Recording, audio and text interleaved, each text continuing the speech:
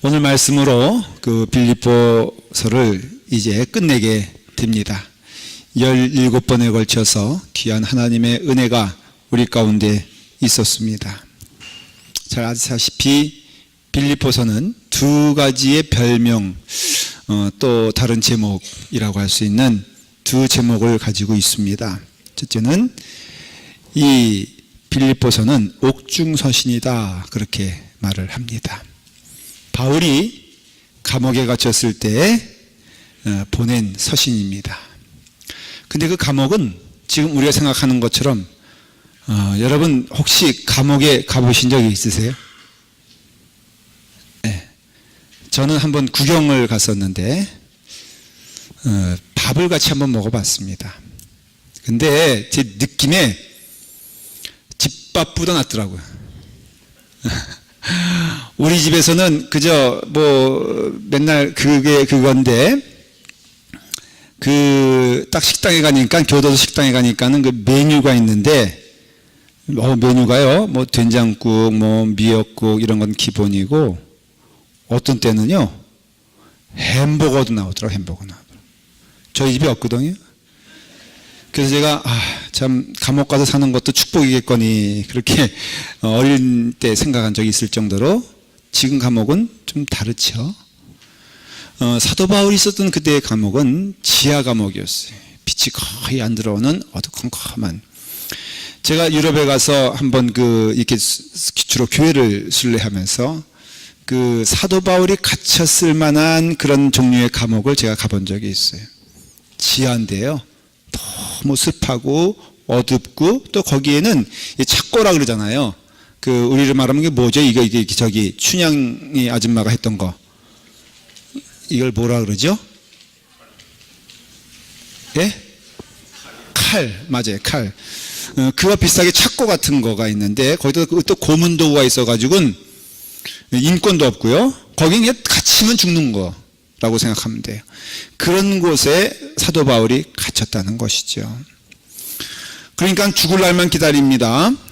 참 이제 마지막이고 소망도 없고 희망도 없는데, 그런 곳에서 빌립보 교회를 향한 이 서신을 보낸다는 거죠. 근데 빌립보서의 주제가 뭡니까? 바로 기쁨 아니겠어요? 감사함 아니겠어요? 평화로도 아니겠어요?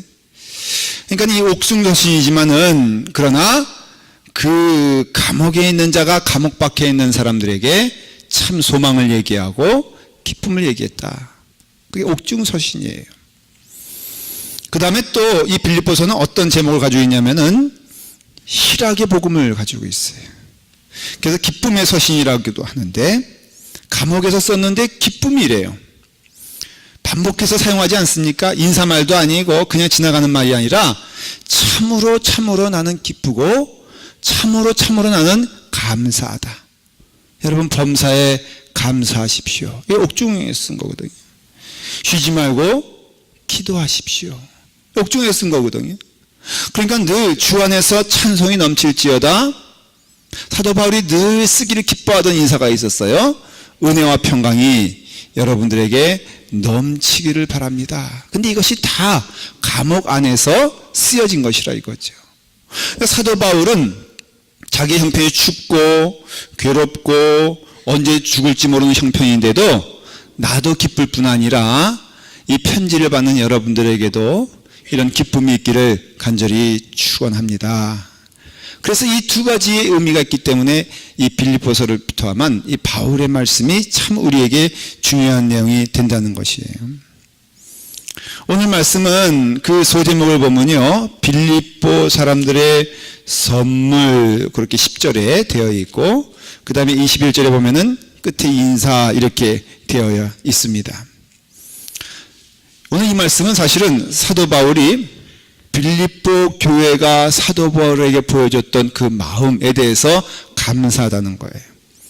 당신들이 참으로 믿는 자가 되어서 예수 그리스도의 마음과 선물을 나에게 줬으니, 이 빌립보서가 쓰여질 당시에는 거의 마지막 때라 이거죠. 바울이 자기의 때가 어느 때인지 사실은 알고 있었어요. 이제 얼마 안에 있으면은 다시는 빌립보 교인들을 볼 수도 없거니와 또 자기의 생명이 끝나가는 이 시점에서 내가 여러분들에게 꼭 할 말이 있으니 참 여러분들은 나에 있어서는 감사했다, 고마웠다. 하나님의 일을 하신 여러분들에게 주님의 축복이 임하길 바랍니다 라는 그런 유언적인 인사와 내용이 오늘 되어 있다는 것입니다. 첫째 기억해야 될 것은 빌립보 교회는 늘 함께하는 교회였어요. 단지 그것이 바울과의 함께하는 것이 아니라 하나님의 일에 늘 그들의 말로만이 아니라 그들의 마음과 그들의 몸과 그들의 물질과 그들의 발걸음이 늘 하나님 가시는 그 길에, 하나님이 기뻐하시는 길에 동참했던 교회였습니다. 그래서 저희는 사실은 이 빌립보 교회를 좀 주목하여 보고 저희 라팔마 교회가 이런 빌립보 교회 같은 교회가 되었으면 참 좋겠습니다. 첫째는 어떤 교회냐? 기뻐하는 교회이잖아요. 늘 기뻐. 여러분, 기쁨은요, 우리 옛날에 그런 코미디 프로가 있었잖아요. 웃으면 뭐가 온다고요? 복이 온다 그랬잖아요. 그 성경 말씀은요, 성경 말씀 그대로 제가 표현하면은 기쁘면은 복이 온다 이거예요. 그러니까 기뻐하고 즐거워하고 감사하고요. 그리고 하나님의 일을 무엇보다도 우선으로 여겼던 그런 교회였던 것을 볼 수가 있습니다. 15절 한번 읽어보겠습니다. 우리 다 같이 함께 읽어보도록 하죠. 자, 15절 읽습니다. 시작. 빌립보 사람들아, 너희도 알거니와 복음의 시초에 내가 마게도니아를 떠날 때 주고받는 내 일에 참여한 교회가 너희 외에 아무도 없었느니라, 그렇게 말을 해요. 그러니까 사도 바울은 지금 에바브로디를 통하여 보낸 물질에 대해서 감사하면서, 그리고 참 그것이 너에게 잘한 일이고 내게는 풍족이 왔는데 너무 고맙다. 그런데 이 사역에 있어서 너희들이 내 처음 시작할 때부터 너희가 함께한 것에 대해서 너무너무 감사하다. 근데 거기서 끝난 것이 아니라 16절에 보니까는 데살로니가 있을 때에도 너희가 한 번뿐 아니라 나의 쓸 것을 너희는 보내어 주었다라고 말을 합니다.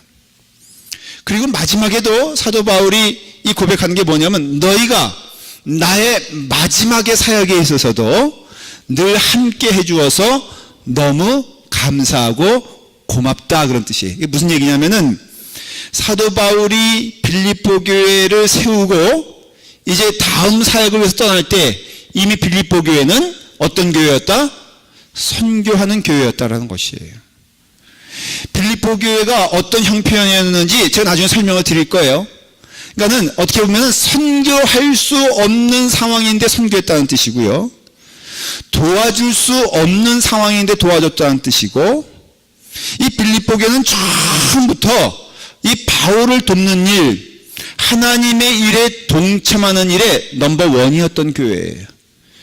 성경에는 여러 교회들이 많이 나오는데 어떤 교회는 너희가 복음을 받은 지가 얼마나 됐는데 아직도 어린애와 같이 젖을 먹고자 하고 그런 어린애의 신앙에서 머물고 있느냐, 좀 어른되는 신앙이 되어라 라고 책망한 교회도 있고요. 그와 같이 그저 자기들만 생각하는 교회들이 있는 반면에 이 빌립보 교회는 처음부터 어떤 교회였냐면은 그 복음의 사역에 동참한 교회가 되었다는 거예요. 그 다음에 데살로니가 있을 때에도 중간쯤 아니면 또 그 바울의 사역의 중간쯤 됐어도 열심을 다하여서 바울의 사역을 도왔던 교회가 빌립보 교회고요. 이 마지막 로마 감옥에 갇혀서 죽을 지경이 된 이 바울에게 유일하게 도와주는 교회가 어떤 교회였냐면은 바로 빌립보 교회였어요. 그러니까 빌립보 교회를 가리켜서 한결같은 교회다, 이렇게 이해하시면 되겠어요. 근데 그것은 어디서 나왔냐면은 바로 바울에게서 나온 거예요. 바울 보십시오. 12절에 보니까는 이런 말씀이 있어요. 나는 비천에 처할 줄도 알고 풍부에 처할 줄도 알아. 모든 일 곧 배부름과 배고픔과 풍부와 궁핍에도 처할 줄 아는 일체의 비결을 배웠노라 그렇게 말하고 있어요. 여러분 이것은요 영적인 의미에서 어떤 배고프고 굶고 추위에 떠는 것만 의미하는 게 아니에요. 이건 영적으로 말하는 것입니다. 영적으로 무슨 뜻이냐면요, 내게 있어서 어떠한 사역을, 아니 하나님의 일을 시작하였는데 그 하나님의 일을 시작할 때 풍부할 때도 있어요. 근데 비천에 처할 때도 있고요, 배부를 때도 있고 배고플 때도 있어요. 그리고 풍부할 때도 있고 궁핍할 때도 있죠. 사실 주님의 일을 하는 것이 그렇게 일관스럽게 내가 기대하는 것만큼 열매가 나오는 것은 아니에요. 여러분 어떤 경우는요, 내가 생각하는 선한 결과도 있지만은 때로는 그 반대의 결과가 나올 때도 있어요. 우리는요 이 경제적인 마음이 있어가지고 내가 손해보는 짓을 하려고 하질 않아요. 그래서 무엇인가 내가 보람 있는 일에, 보람되다고 생각하는 일에, 내가 좀 열매가 되는 일에는 열심히 할 때가 있어요. 그건 선한 것이고 좋은 것입니다. 그런데 그렇지 않은 그러한 때, 이게 하나님의 일인데 늘 풍부한 결과가 나오는 때가 아니거든요. 늘 하나님의 일 한다 할지라도 가난한 결과가 나올 수도 있고요, 비천한 결과가 나올 때도 있는데, 이러한 때라도 내가 일체의 비결을 배웠노라 하는 것은 한결같은 마음으로 하나님의 일을 향하여서 나아가는 그 바울의 모습이 있다는 것을 알 수가 있어요. 그의 관계에 있어서도 좋은 성도 만날 때도 있고 힘든 성도 만날 때도 있어요. 그러나 하나의 비결을 배웠느니 그거는 일체의 비결을 배웠다는 것이에요. 한결같은 것이지요. 사실 목사로서도 이 말씀이 너무 동의가 되는 게, 여러분 교회 안에 좋은 교회만 있으면 좋겠죠. 좋은 교회만 있으면은 넉넉해지겠죠. 제 마음 가운데 한번 여러분 전 가끔 물어봐요. 교회에 덕이 되고 유익이 되고 도움되는 교인들이 좀 많았으면 좋겠다 하는 마음이 제 마음 가운데 있을까 없을까? 영양가 안 되는 교인들, 어떤 교회는 그렇게 물으면서 저한테 말을 해요. 목사님 너무 죄송한 게요, 제가 헌금 많이 못 내요. 그래서 어떤 때는요 좀 죄송한 게, 밥값을 계산해 보면은 이게 밥값이라서 내야 되는데 밥값도 못 내고 밥 먹으려니까 너무 미안해요. 저한테 그러는 분이 있어요. 아예 그렇게 말하는 분들은 양심적이요. 말도 안 하고 먹는 분들이 참 문제가 많지 이게.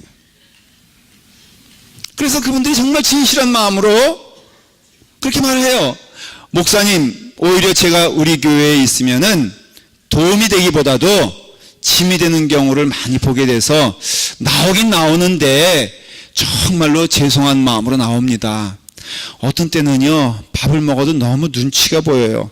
여러분 배식하는 분들은요 딱 봐가지고 눈치 슬슬 보는 분들이 있으면은 꽃배 그려주시길 간절히 축원을 드립니다.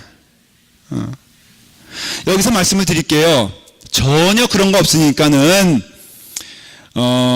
형편이 되든지 안 되든지 여러분들 기쁨으로 나오시길 바라고요. 다 우리 교회에 도움이 되니까 저도 그 보상을 많이 받고 있으니까 너무 염려하지 마시고요. 그래서 주님의 은혜 가운데 함께 나와서 부족하면 부족한 대로 주님의 은혜 안에서 여러분 거하기를 간절히 축원을 합니다.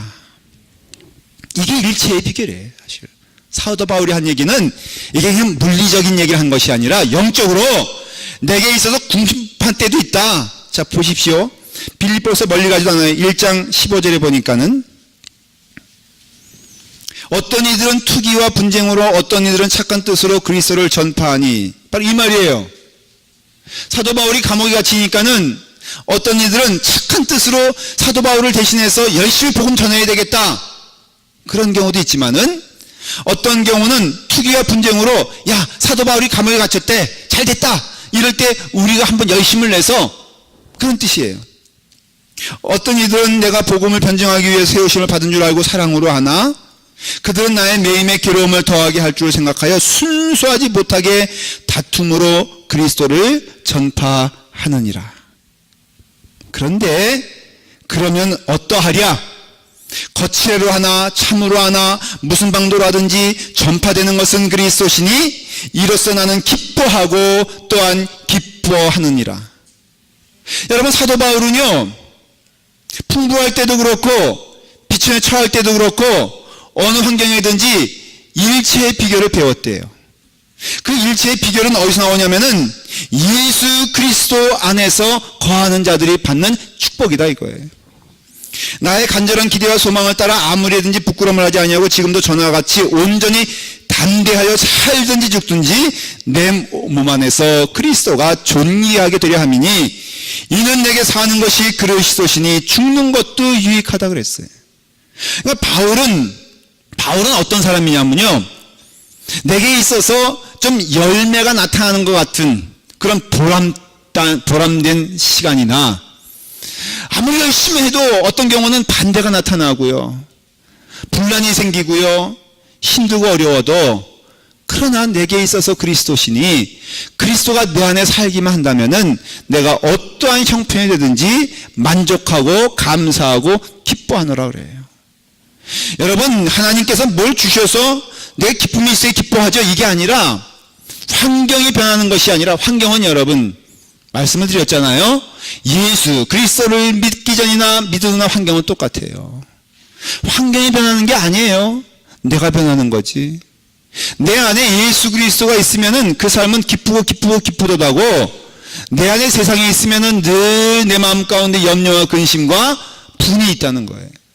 그러니까 예수 그리스도를 믿는 사람들은 기억해야 될 것은, 바울이 그랬잖아요, 일체의 비결을 배웠노라, 그냥 되는 게 아니라 이거죠.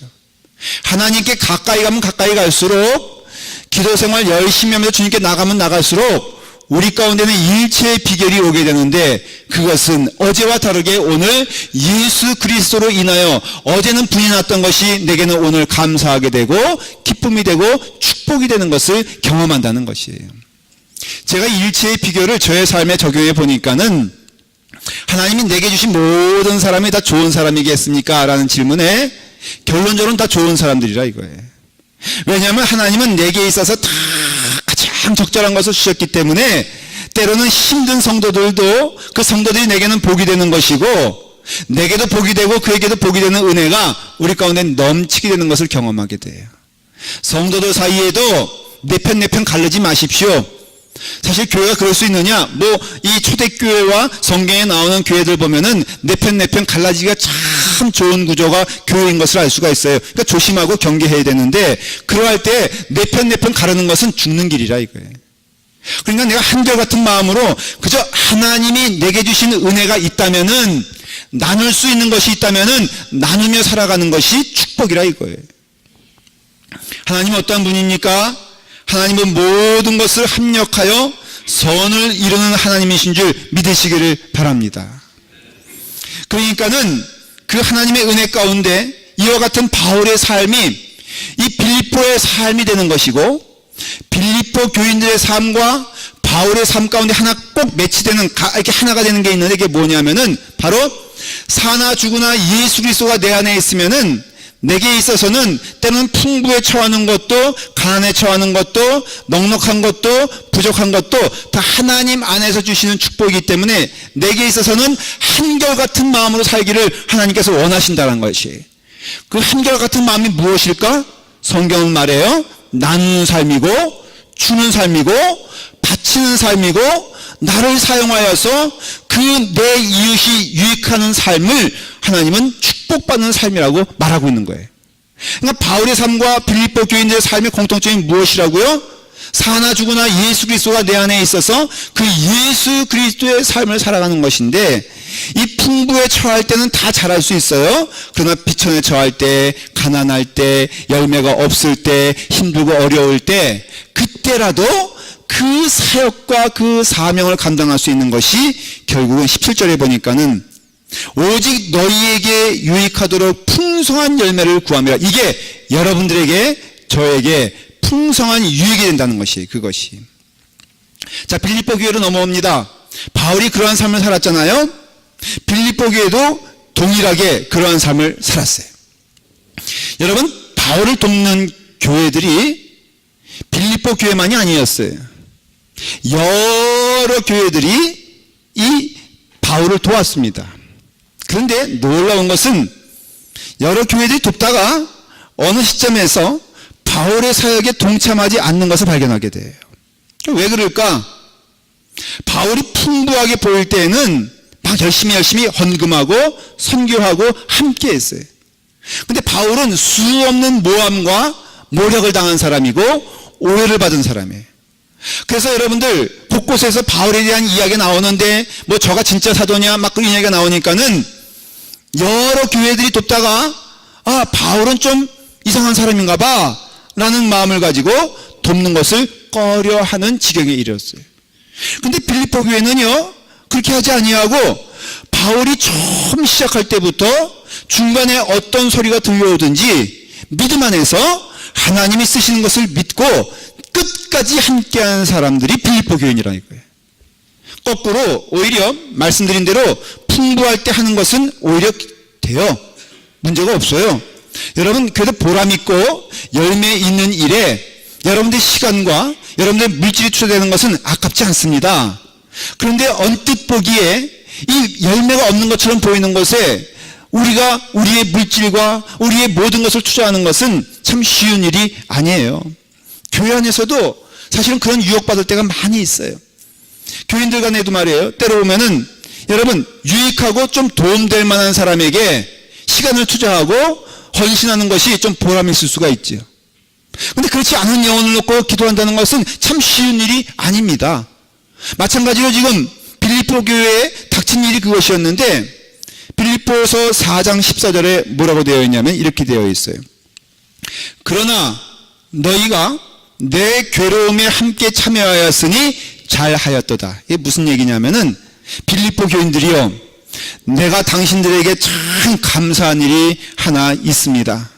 그것은 무엇이냐면은 내가 이와 같이 복음의 열정을 가지고서 열심히 하면서 열매가 있을 때 돕던 교회들이 여러 군데 있었는데 내가 괴로움에 처하니까는 내가 힘든 지경에 이르니까는 내가 오해받으니까는 많은 교회들이 떠나져 나갈 때 당신들은 나의 괴로움에 함께 끝까지 참여한 그런 교인이 되어 있었습니다. 여러분 너무너무 감사합니다. 고맙습니다. 하나님의 축복이 여러분 가운데 함께하기를 간절히 축원합니다. 그런 뜻이에요. 여러분 빌립보 교회가 이런 것처럼 우리도 그런 교회가 될 줄 믿습니다. 여러분 바울이 잘 될 때뿐 아니라 약할 때 도운 교회가 빌립보 교회가 아주 유일했어요. 보상이 있겠습니까? 열매가 있겠습니까? 빛이 있겠습니다. 그런데 여러분 빛이 없는 가운데서도 하나님의 일에 동참하고 마치 여러분 헬렌 켈러가 있지 않습니까? 근데 그 위대한 헬렌 켈러가 태어나기까지는 설리반이라는 선생님이 있는데 그 설리반 선생님 입장에서는 이 헬렌 켈러가 어떻게 될지 모르는 어떻게 보면 무익한 상태였고 열매 없는 상태였을 때 이 설리반 선생이 아주 그 무익한 일에 그 무의미한 일이라고 할 수 있는 열매 없는 일에 그의 삶을 다 투자하지 않습니까? 이와 같이 우리 가운데는요 어떤 때는 성도들이 그래요. 여러분 우리가 좀 열매 없을 만한 일에 여러분의 삶이 집중되길 간절히 축원합니다. 여러분 처음은 풍성했으나 나머지 시간이 좀 부족하여도 하나님의 은혜 가운데 우리가 그것을 볼 수 있는 것은 축복인 줄 믿으시기를 바랍니다. 이번에 서부지역 수련회를 저희가 은혜 가운데 마쳤어요. 근데 이번에 강사님들을 어떻게 정했냐면은 우리 남쪽에 있는 교회들과 북쪽에 있는 교회들 가운데 좀 약한 교회 목사님들의 말씀을 좀 듣자. 우리가 말씀 좋은 목사님들 말씀 그동안 많이 들었는데 그거 아니라 우리 약한 교회 목사님들 교회 얘기를 좀 들어보자. 그래서 우리가 그렇게 강사를 선정을 했습니다. 북쪽에서 누가 왔냐면 첫날에 우리가 포틀랜드 교회 지금 VB에서 도와주지 않습니까? 이제 사역도 하지 않습니까? 선교도 하지 않습니까? 그 교회 목사님이 오광서 목사님이 말씀을 전하시게 되었습니다. 많이 눈물을 흘리고 많이 은혜를 받았어요. 근데 그것은 여러분 그 교회는 미리 말씀드립니다만은 어떻게 보면요 아주 그냥 그 크게 꽃이 피울 만한 지역이 아니에요. 어떻게 보면 목사님이 사역하는 일에 좋은 열매가 나올 만한 환경의 교회가 아니에요. 그러니까 얼마나 힘들겠습니까? 이 목사님이 말씀을 전합니다. 여러분 말씀을 준비하여 전했는데 바로 그 전주에 교인들 둘이 싸워가지고 교회를 나갔대요. 그 전전주에는 목사님 싫다고 또 한 가정이 나갔대. 그래서 그 아픈 마음을 가지고 왔는데, 그럼에도 불구하고 하나님이 그 교회에 자기를 보내신 것을 믿고, 비록 약한 교인들이지만은 마음을 다하여서 열심히 내기를 원합니다. 그분의 고백이에요. 그래서 하나님께서 약속하신 이곳이라 믿고, 누군가는 그곳에 가긴 가야죠. 누군가는 그 열매가 있어야죠. 그랬을 때 우리의 눈에 보기에는 열매가 없을지 몰라요. 우리가 보기에는 별로 결과가 없을지 모릅니다. 그러나 그 목사님이 눈물로써 그렇게 기도합니다. 말씀을 합니다. 그럼에도 불구하고 나는 이 자리에서 열심을 다하여서 복음을 전하기를 원합니다. 여러분, 함께 기도해 주시기를 바랍니다. 사랑하는 여러분, 우리 지원을 하잖아요. 우리 선교에 지원을 할 때 열매 없을지라도 여러분 함께하는 우리가 되기를 간절히 바랍니다.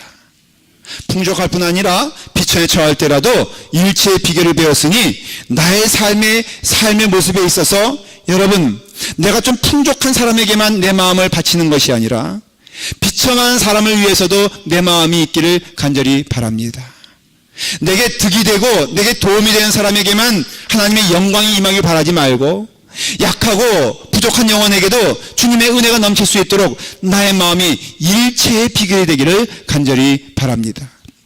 내 마음에 주님이 있어서, 내 마음에 예수 그리스도가 있어서 한결같은 마음으로 나와 동행하신 예수 그리스도의 사랑을 본받아서 바울의 마음을 따라서 빌립보 교회의 교인들을 따라서 우리 심령도 예수 그리스도를 따라가며 주님 은혜 안에서 내게 있는 모든 것이 자족하는 마음과 감사하는 마음으로 주신 은혜 가운데 나를 만나게 하는 모든 영혼들이 주님 은혜 안에서 복이 될 수 있도록 여러분들의 삶이 그렇게 되기를 바랍니다. 이 헌신을 하나님은 뭐라고 말하냐면은 18절에 이렇게 말하고 있습니다. 다 같이 읽겠습니다. 내게는 모든 것이 있고 또 풍부하니라. 에바브로디도 편에 너희가 준 것을 받음으로 내가 풍족하니 이는 받으실 만한 향기로운 제물이고 하나님을 기쁘시게 한 것이라. 아멘. 여러분, 복이 무엇인 줄 아십니까? 분명히 이 빌립보 교인들은 복받은 사람이에요. 성경에서 말하는 복은 세 가지가 있습니다. 하나는 뭐냐면은 말씀을 지키는 자가 복이 있다는 거예요. 말씀을 지키는 자가 복이 있습니다. 여러분들이 오늘 이게 복된 시간인 줄 아십니까? 하나님의 말씀을 들을 수 있어서 복된 시간이 되는 거예요. 하나님 말씀 우리 가운데 있으면요, 갈 길을 보게 하시잖아요. 말씀 가운데 길이 있으니까. 우리는요, 아침에 일어나면 무엇을 할까 염려하는 사람들이 아니에요. 내 인생에서 어떤 길을 갈까 근심하는 사람들이 아닙니다. 우리의 가는 길은 분명하고 우리가 해야 될 일은 분명하며 우리가 나가야 될 길은 분명하기 때문에 우리는 복받은 사람이에요. 그게 말씀 아니겠어요?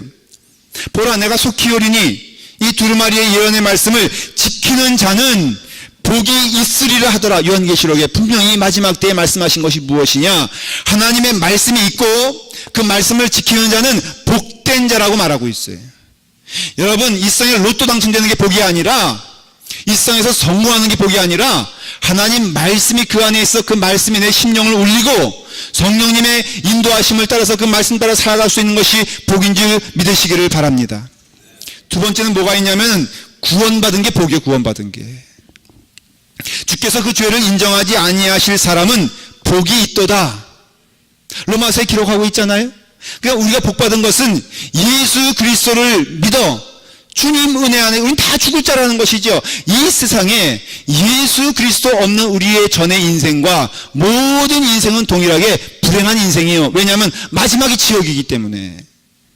그러나 우리는 주님의 은혜 안에서 예수 그리스도께서 죄 없다고 인정하시고 그것을 믿는 자가 되어서 우리 마지막에도 여러분, 우리 농수 집사님을 하나님 나라에 보냈잖아요. 우리 하나님 나라에 보냈어요. 그분은 지금 어두운 곳에 있는 것이 아니라 축복된 하나님 나라에 있음을 우리는 믿습니다.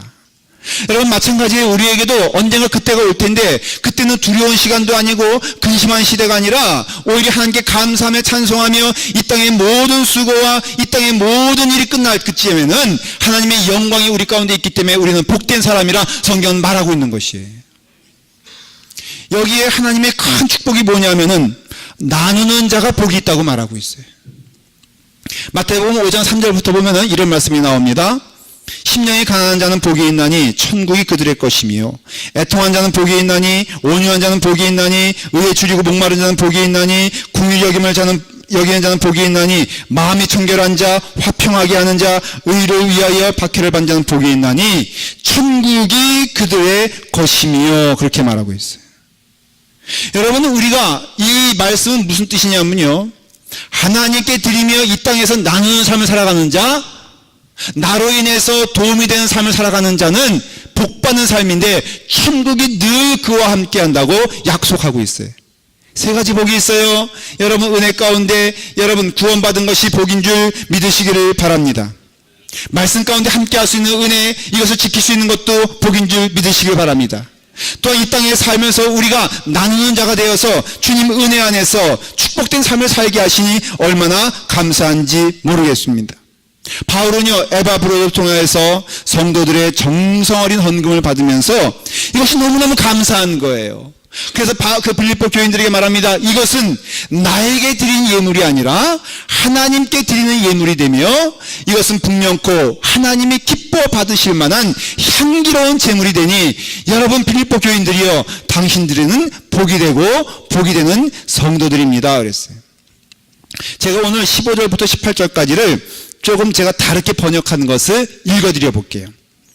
내가 알고 있는 것처럼 빌립보 교회 성도 여러분들도 잘 알고 있듯이 여러분들은 복음을 처음 받아들인 후 내가 그곳 마게도니아를 떠난 후에도 나의 사역에 여러분들만은 동역자가 되어 나와 주고받는 일에 있어서 한 어카운트를 갖고 나누어 왔습니다. 이게 성경이에요. 여러분, 우리는 어떠한 사람이라고요? 어카운트가 하나에 하나. 이게 원어에 가까운 표현이에요. 사실은 중간에 읽어볼게요. 제가 관심을 두는 것은 오직 여러분들의 구자의 이자가 증가되기를 원하는 것입니다. 여러분, 성경은 뭐라고 말하냐면은 이 나누는 일은 한 구자 안에서 이루어지는 일인데 이것이 여러분들에게 이익이 되고 이자가 되고 넉넉해진다는 것이에요. 자, 물어볼게요. 집안에 여기 뭐 때로 맞벌이 하니까 많이 하니까는 한국은 남편이 벌고 부인은 뭐합니까? 네? 남편이 벌고 부인은? 다시 물어볼게요. 남편은 벌고 부인은? 쓰잖아요. 어카운트가 하나입니까? 두 개입니까? 여러분, 연속국에도 보면은 어카운트가 두 개일 때 그걸 뭐라고 말합니까? 그거를 불법이라, 딴 주머니는 이거 너무 세상 표현이고, 어카운트가 두 개일 때 그걸 불법이라고 말하는 것이에요. 남자들이 은밀하게 자기만 쓰려고 할 때 어카운트를 두 개 만들지요. 정직하며 순수한 사람은 어카운트 어떻게 합니까? 하나를 만든다 이거예요. 교회 안에서도 어카운트가 두 개가 되면 돼, 안 돼? 안 돼요. 여러분, 목사님과 함께 어카운트를 어떻게 해야 돼요? 하나로 만들어야 된다. 이거 하나로 만들어야 돼. 여러분들은 벌고 목사는 쓰고 얼마나 좋은 어카운트예요. 이런 얘기, 아주 똑같은 얘기예요. 지금 빌립보 교회와 바울을 얘기할 때 당신과 나는 지금 한 어카운트를 쓰고 있습니다. 그러니까 얼마나 감사한, 바울이 뻔뻔한 게 아니지. 바울은 뭐냐면은 그 어카운트 하나가 유익이다 불이익이다. 빌립보 교회, 당신도 복받은 줄 아시오. 나와 어카운트 하나가 돼가지고 당신 어카운트가 부자가 됩니다. 이런 얘기예요. 여러분, 부인이 막 써대껴요. 남편이 손해입니까? 아니면 유익입니까? 유익입니다. 왜냐면은 부인이 이걸 자기만 해서 쓰겠어요? 어떤 분들은 막 이렇게 막 찍어 바르고 막 그래요. 그래서 남편이 화가 나가지고 왜 당신은 맨날 그것만이야? 그러니까 내가 이거 나 위해서 하는 줄 알아? 당신 위해서 하는 거야. 당신 위해서. 가만히 보니까 맞는 말이야, 틀리는 말이야? 맞는 말이죠. 여러분, 내 부인이 돋보이면은 누굴 부러워합니까? 여러분 생각해 보세요. 부인이 아름다우면은 남자들이 이렇게 보면서 서로 남자 간에 누굴 부러워하는 줄 알아요? 부인을 부러워하지 않습니다. 남편을 부러워하지.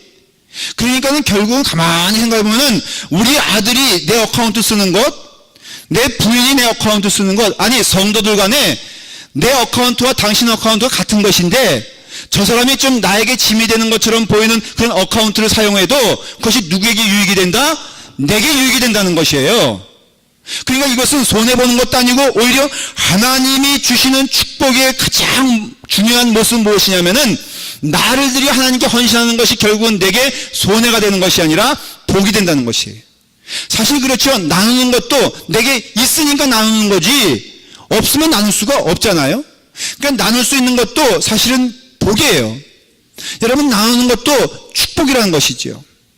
여러분 나누는 자가 되길 간절히 축원하는 이유는 그 나눔의 삶이 오히려 내게는 은혜가 되고 축복이 되고 기쁨이 된다는 것을 보여주고 있습니다.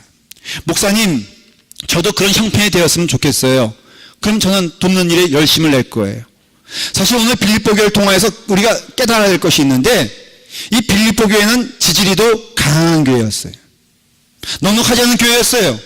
고린도 교회에 비교해서 에베소 교회에 비해서 갈라디아 교회를 비교해서 예루살렘 교회를 비교해서 안디옥 교회를 비교해서 가장 가난한 교회가 어떠한 교회였냐면은 빌립보 교회였어요. 빌립보 교회는요 도울 만한 교회가 아니었어요. 사실은 고린도 후서 8장 1절과 2절에 보니까 형제자매 여러분, 우리는 하나님께서 마게도니아 여러 교회에 베풀어 주신 은혜를 여러분들에게 알려고 합니다. 그들은 큰 환난의 시련을 겪으면서도 기쁨이 넘치고 극심한 가난에 쪼들리면서도 넉넉한 마음으로 남에게 베풀었습니다. 여러분 마게도니아 교회는 뭘 말하냐면 빌립보 교회를 말하는 거죠. 그러니까 빌립보 교회는 극심한 가난에 쪼들리면서도 넉넉한 마음으로 남에게 베풀었고 큰 환난의 시련을 겪으면서도 기쁨으로 헌납하고 헌신하고 봉사한 교회가 빌립보 교회였다 이거예요. 그리고 가장 복받은 교회가 어느 교회였느냐? 빌립보 교회였어요. 가장 풍요로운 교회가 어떤 교회였느냐? 바로 빌립보 교회였어요. 가장 넉넉한 교회가 어떤 교회였느냐? 빌립보 교회였어요.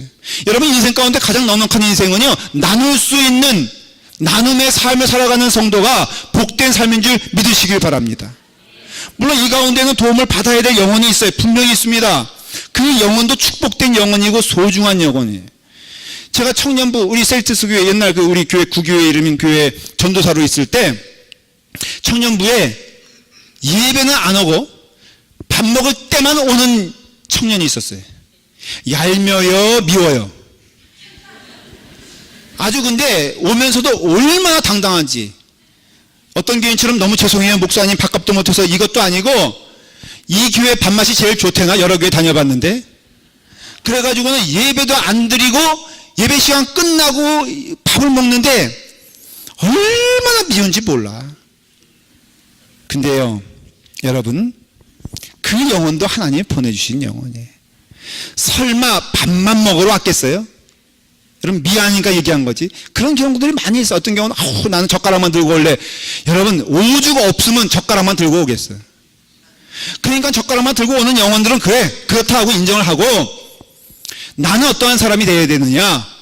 나는 가난해도 하나님께 드릴 것이 있다고 믿고 내게 있어서 하나님께 받을 것보다는 드릴 게 많다라고 믿고 그 은혜 가운데 헌금과 헌신과 마음을 통하여서 다 드리게 되면은 이것이 뭐예요? 여러분들에게 유익이 된다. 사도 바울 말하면 나는 여러분들의 장부에 유익한 열매가 늘어나기를 바랍니다. 여러분들의 어카운트에 그것이 이자가 붙을 것을 믿습니다. 여러분 주님의 은혜 가운데 나누는 것이 받는 것보다 복이 된다고 성경은 말해주고 있고 빌립보 교회는 형편이 되든지 안 되든지 열심을 다하여 사도 바울을 도왔던 아주 아름다운 교회 우리가 되어야 할 교회가 되었다는 것이에요. 서부 지역을 좀 제가 보고를 할게요. 지난주 수련회 했어요. 143명이 모였습니다. 모든 목사님들이 거의 다 가서 참여를 했어요. 약한 교회가 있었습니다.